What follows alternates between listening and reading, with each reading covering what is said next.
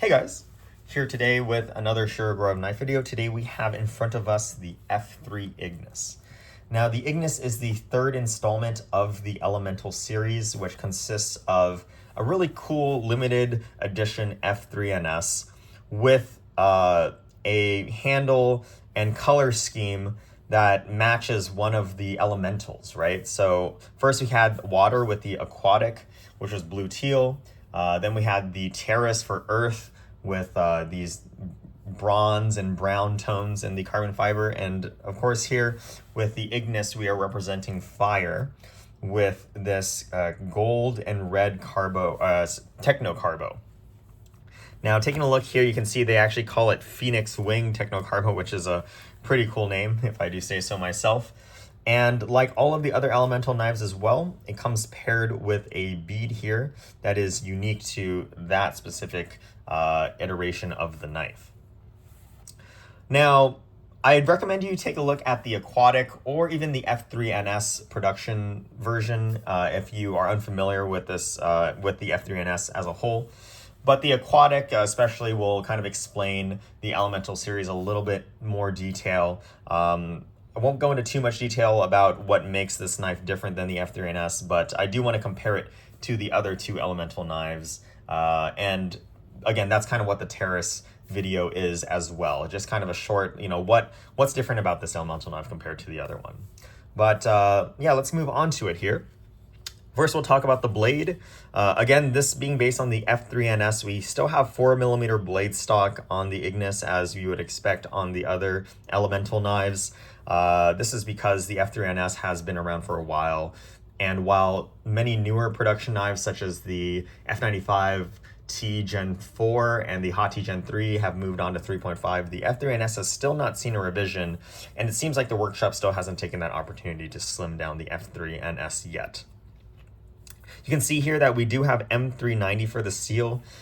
This is one thing that was just a little bit of a disappointment to collectors, this being kind of a limited run knife of 100 pieces, and also the previous knives such as the aquatic being done in Van X37 and the Terrace being done in S90V, which are, rare or unique steels with different properties.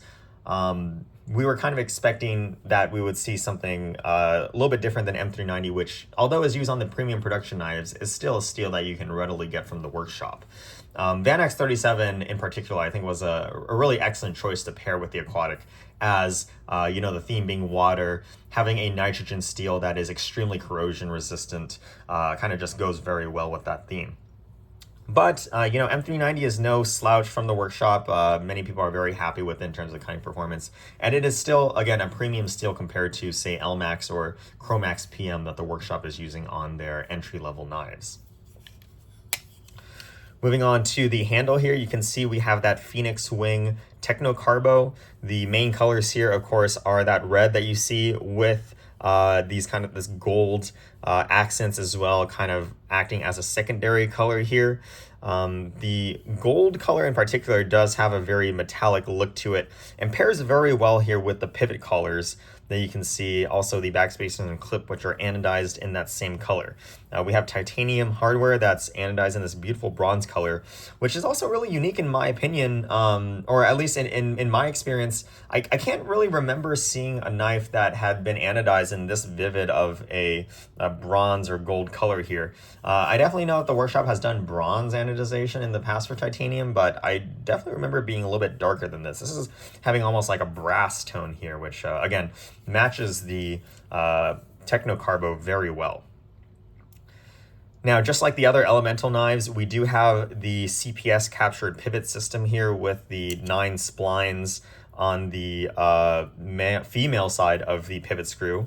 That helps you align the screws to look like this. It comes from the workshop with that attention to detail there. And again, that's something that we do not see in the production F3NS. So this does have a few upgrades, quality of life changes that we've seen in more recent production knives. And of course, the rear screw, just like the other elementals, has that triangular type shape on the female end, which also prevents the body screw from free spinning when you are disassembling it. So again, really nice upgrades there, even though we might not be getting the full upgrade package with, like, say, thinner blade stock, but we probably will see that when the F3NS gets its generational update.